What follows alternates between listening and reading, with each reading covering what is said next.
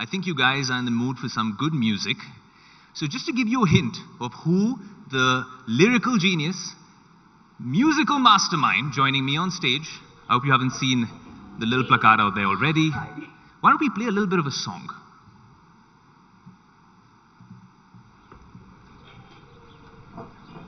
Hey. Hi.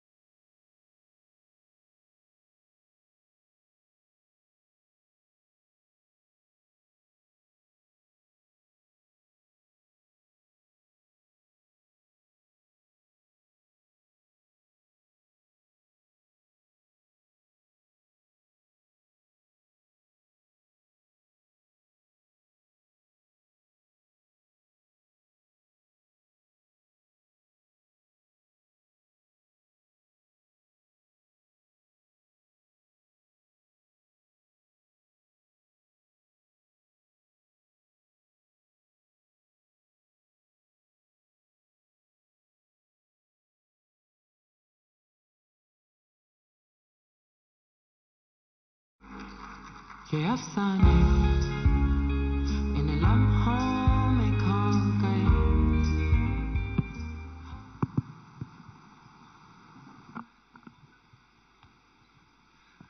A lot of familiar faces there, Prateek. This was done, and we got to start. This is one of Prateek's most famous songs, viral on YouTube, Instagram, every reel, every heartbreak. This song seems to really find its way in all our hearts. This video, let's start with that. In the pandemic, was this conceptualized during the pandemic? I mean, this was shot quite effortlessly, work from anywhere for all of us. Yeah, actually, weirdly, it wasn't conceptualized in the pandemic. I wrote Kasoor in 2016. We recorded everything, and we had the track ready in 2017. Sorry, 2017, 2018. 2018, we had the track ready. And then we were thinking about putting it out. It went into a lot of delays. And then in 2019, we started conceptualizing a video, which was this. So in the summer of 2019 is when I spoke to Dar and Dheer, who, sent me a bunch of ideas. This was one of them. I saw the idea. I was like, this is awesome. And we were going to do it in a lot more, much more polished way, like send a lot of fans these home videos, but at the same time shoot my portions in a proper studio and stuff like that. Then it got delayed again. I got into touring. 2019 was crazy. And then 2020 happened, and then suddenly the pandemic. And then, suddenly nothing was happening. And then we were talking, and we were like, okay, we can still do this. This is still doable, even though all of this stuff is happening. So, yeah, we did end up making it in the pandemic, but it was, it worked out though. So, there's always requests for Prateek to sing encore.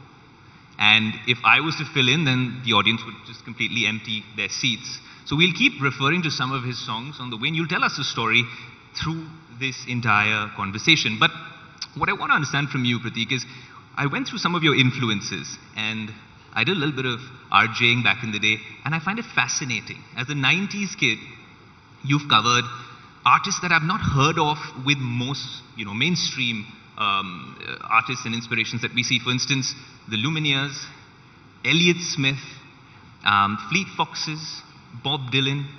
How much have these artists really shaped and influenced your music?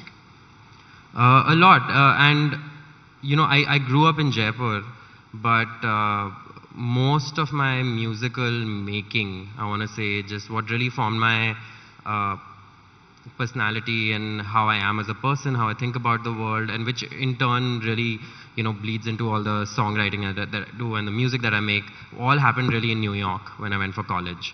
So that's where I was introduced to a lot of these artists. I mean, Elliott Smith, I had a friend who was from Philly, and he gave me a bunch of music one time, and It was in like a hard drive or something, and it had the entire Elliott Smith discography. So I started listening to that a lot, basically.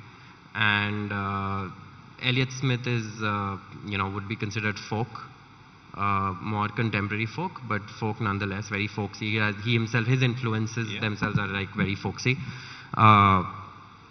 And that got me into like more folk music.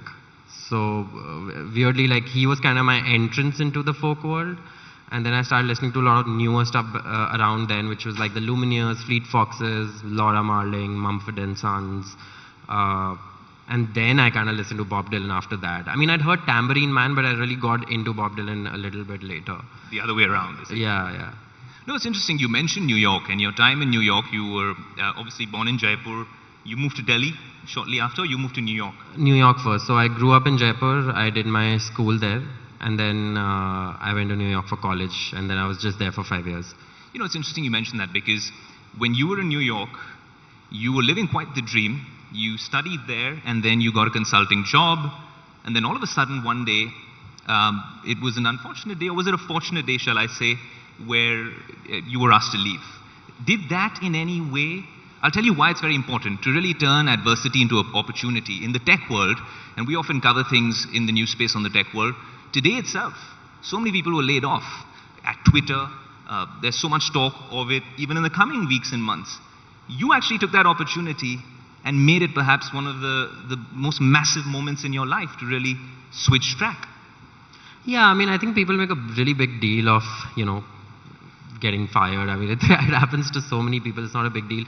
And more than that, I actually had already been thinking about, so my final year of college, I'd started really seriously considering doing music. But by then, I already had this job.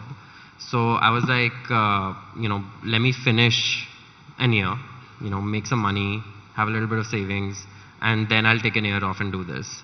And then midway through, I was asked to leave. So I was obviously, any sort of, it always like hits your confidence a little bit. Anything like that happens, because obviously you start thinking about like, what did I do wrong beyond a point? But I anyway was like, okay, this is a good segue into doing what I wanted to do anyway. So I was like, screw it, I'm going to go back to India and just, try this out for a year, which is kind of what I wanted to do anyway. So I just distracted myself and got into that right away. And that's kind of generally my attitude towards life. Like anytime, and because that's just one of the, obstacle or failure, whatever you want to call it, that happened. Because as you just live through life, there's multiple things that happen, right? On the personal front or the professional front that are failures, so to say. But I kind of just don't think about it too much. The way I distract myself is just being like, okay, what's the next thing I can do now, and forget about that as soon as I can. So there are failures, and then of course, for all of us, there's been breakups as well. A lot of your music has gotten a lot of us by very difficult times, let's just put it that way. All of us really want to know how much is, well, a breakup or a special someone really the inspiration for some of your top tracks? I'm sure it, so the thing is that I don't really, and I don't know how other artists function, but I don't really think about my inspirations or my experiences so much that directly, I mean, obviously anything that happens in life that's intense will affect you deeply in some way. And of course, when you fall in love or when you fall out of love, both of those are really intense experiences. So I think that ends up kind of,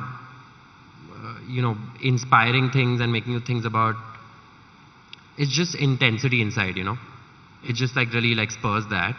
But that being said, like when I'm writing a song, I'm not really thinking about a particular person or a particular day. I'm just kind of writing, and it's a very stream of consciousness sort of thing. And I might not know the meaning of that song sometimes till many weeks after I've written it even. You're touring India as we speak. Sold out concerts in Mumbai, Pune, you're heading to Delhi and 15 other cities. It's a 15-city tour. It's been a crazy turnout. Everyone's been posting about it on social media. But so, since you're talking about your inspiration, is there a special someone in Prateek Kuhad's life? Right now, no. Yes? No. All right. So is this now in the breakup phase where the inspiration comes? No, I'm just messing with you. But it really does matter, Prateek, because you said some of your influences were Elliott Smith.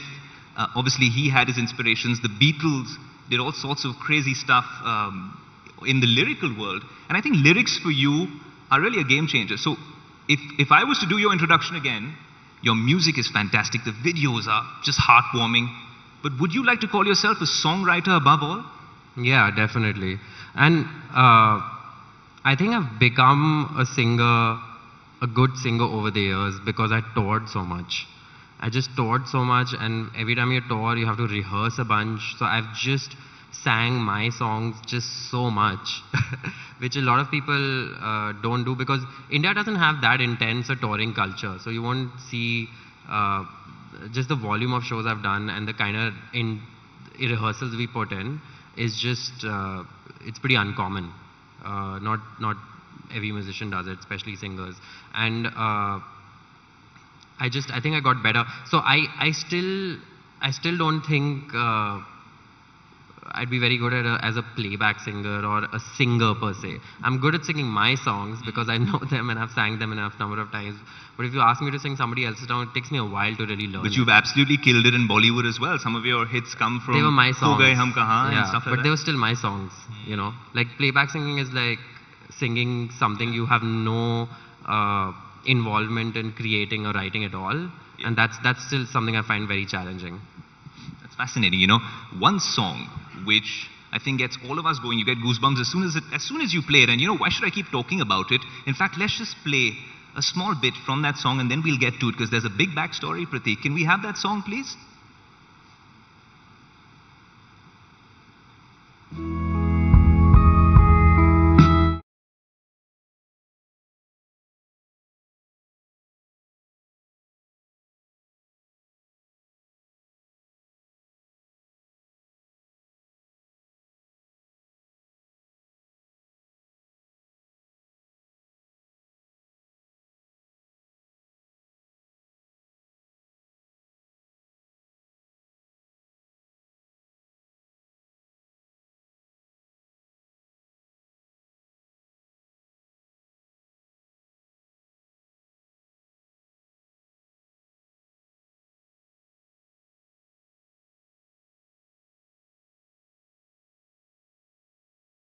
I'm guessing if we play a little more, Prateek, there'll be demands from the audience saying, please get a guitar and get Prateek to start singing. But there's a backstory which is very important. In 2019, President Obama puts up this tweet with his top songs.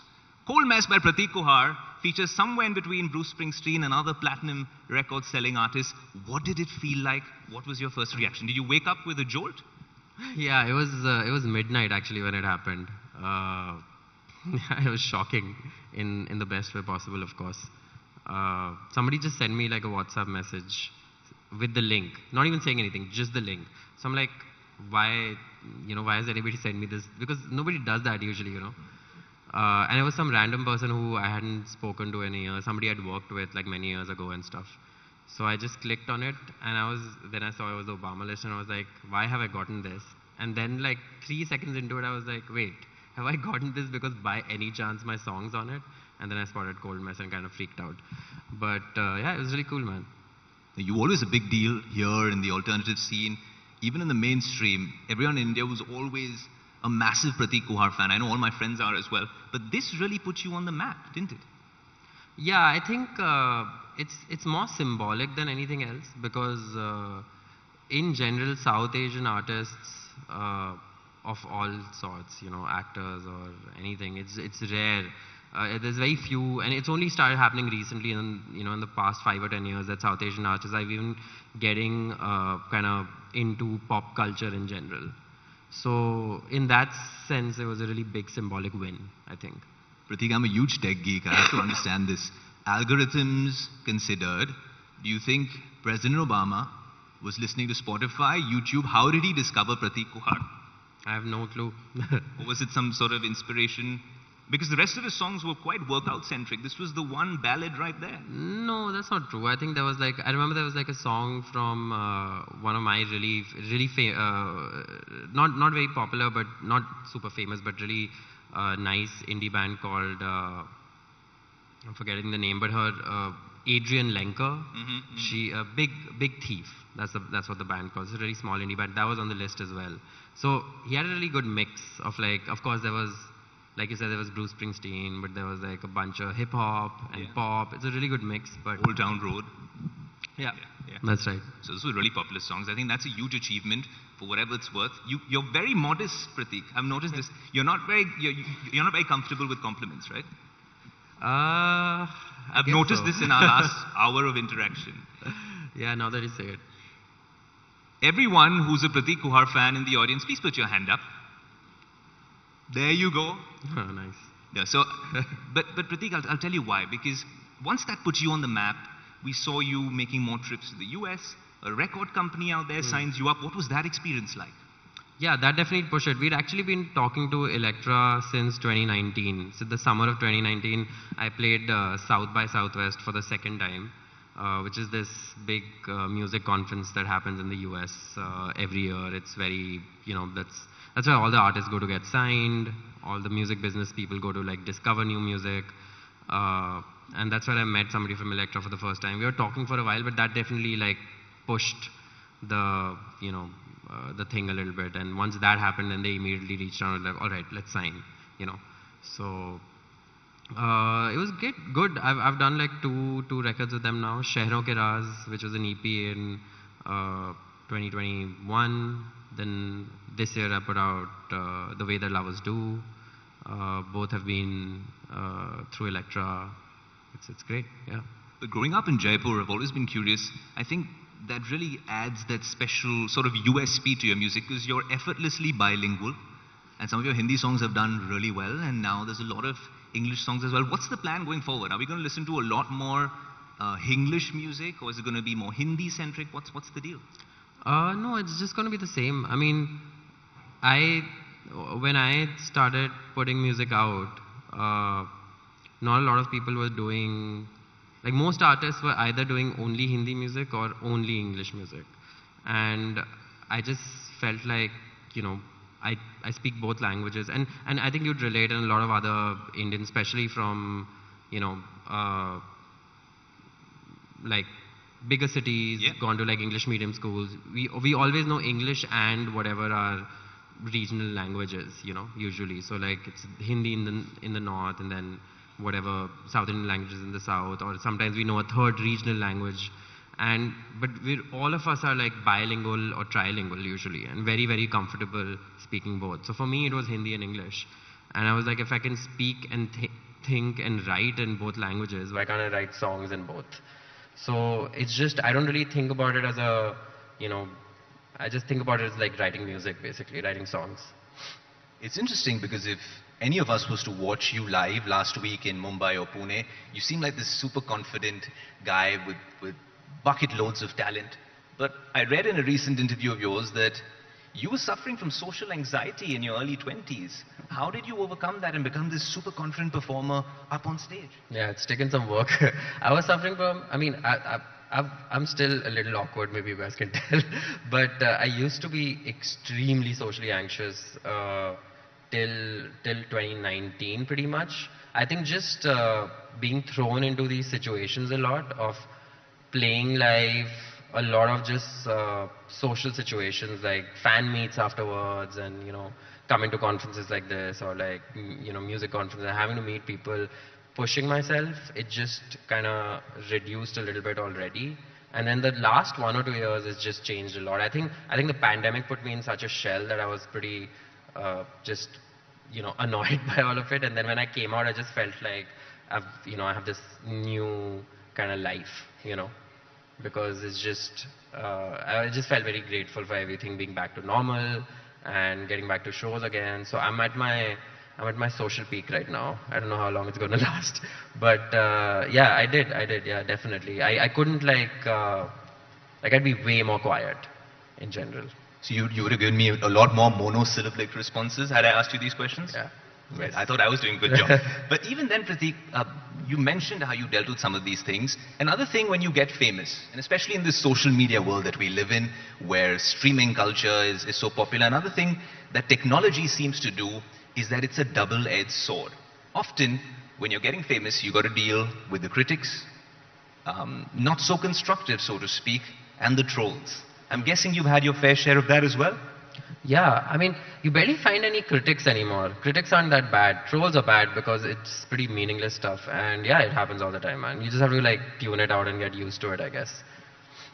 So have there been specific instances where it's really bogged you down? Because we always say that, you know, I'm bulletproof like Sia, but at the end of the day, you've got to also know how to overcome it. If there's any sort of advice that you can give a lot of the young people watching who have to deal with this, even if they're micro-influencers nowadays, it can be quite bogging down. Yeah, you know, it's just getting worse actually, I feel like, because I'm at one of the first generation of artists and stuff who had social media, because I did this through the early 2010s, and that's when really Instagram started and stuff, right? So back then there were really no trolls. It was mostly like friends and friends and friends of friends, and you know, just it was a pretty close-knit community, so to speak, in the beginning. So it was mostly just good stuff, you know. And then now it's really become this thing where there's tons and tons of trolls, and I don't know. I don't know how to deal with it, honestly. I think I've just could become immune to it now because it's been happening for 4 or 5 years now, you know, since I've started noticing. Like the first time I got any sort of popularity, it started happening. When I was not very popular, it didn't happen because I had a really small group of fans and everybody was super nice, you know. But eventually, I think, I want to say with like Tum Ja Paas, which was like one early hit, it started happening. Kho Gayam Kahan, you know. But are we going to see you said Kho Gayam Kahan, are we going to see a lot more mainstream music, Bollywood music from Prateek Kuhad? I don't really think of like music or the stuff I put out as mainstream or non-mainstream. I mean, if you listen to my music, it's not like Kho Gayam Kahan sounds different than anything else, you know. So, and that's the thing, I mean, we were talking about this earlier, and it's not like I don't want to do Bollywood projects or want to do them either ways. It's just I want to keep writing music, and usually the people who reach out to me want me to write songs that they like, you know, which is like my style of music anyway. So it ends up being pretty similar, you know, in that sense. Like it ends up always being like my style. So I've never been pushed to write in a direction I don't want to. So there's no mainstream or non-mainstream. And at the same time, I have songs which are like pretty popular. So you could argue that they're mainstream already. So it's just, you know what I'm saying? Like, fair enough. A lot of us are drawn to Prateek Kuhad's music when we're in and out of love, millennials and Gen Z, and especially when we're dealing with breakups. I think it's quite the remedy, the panacea for a lot of us. What about Prateek Kuhad, the artist? What about when you're dealing with heartbreak? What do you go to? What's your go-to remedy?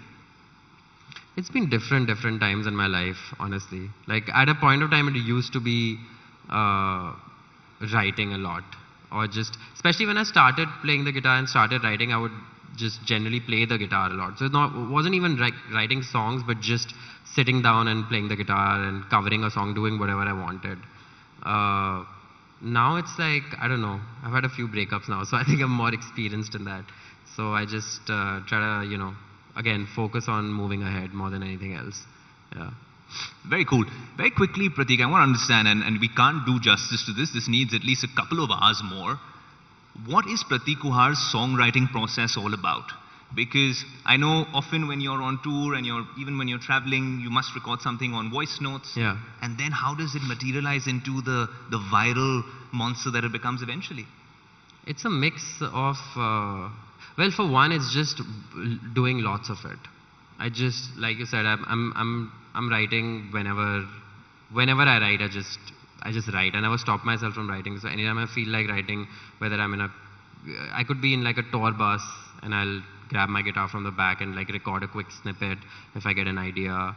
I could be like in a hotel room and I'll finish the song. Sometimes I sit down and put a, you know, schedule to it and write every day for an hour. It's different in different points in my life. I just write a lot. Yeah. The toughest question, save for the last. I saved the best for the last, guys. And I know you're gonna try to skirt it, but very quickly on the spot, your top 3 songs that you've composed. That I've made. That you've actually sung or composed. Cold Mass, Tere Hi Hum and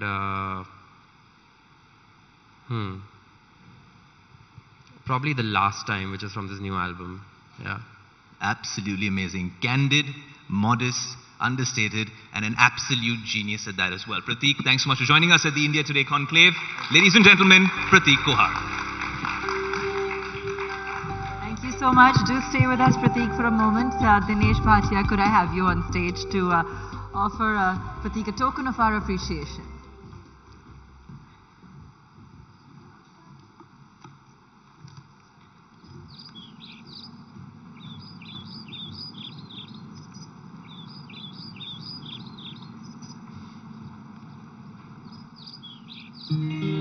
Thank you so much. Thank you, Prateek, Dinesh, and Ayush. Well, it only keeps getting bigger here.